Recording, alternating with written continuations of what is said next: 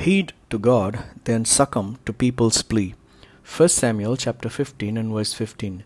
It's true that the army spared the best of the sheep, goats and cattle, Saul admitted, but they are going to sacrifice them to the Lord your God.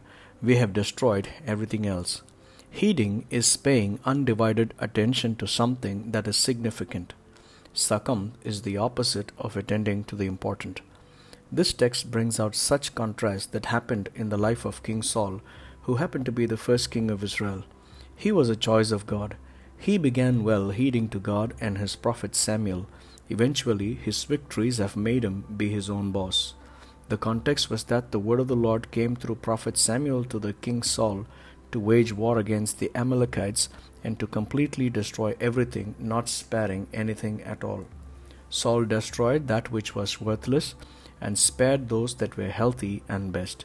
They disobeyed the command of God in trying to hoard the best of the cattle for sacrifice to the Lord. More than the sacrifice, God cherishes simple, implicit obedience.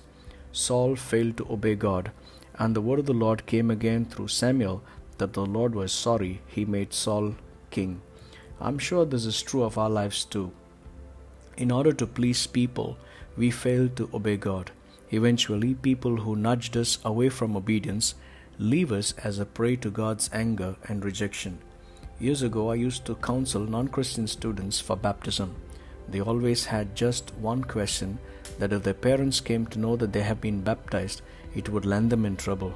It was in fact true, and the fear was genuine. I used to tell them that in pleasing God Almighty, it was fine for them to displease their parents, since they have obeyed God rather than anyone else. None had issues. Somehow God took care of the situation because they were obedient to Him.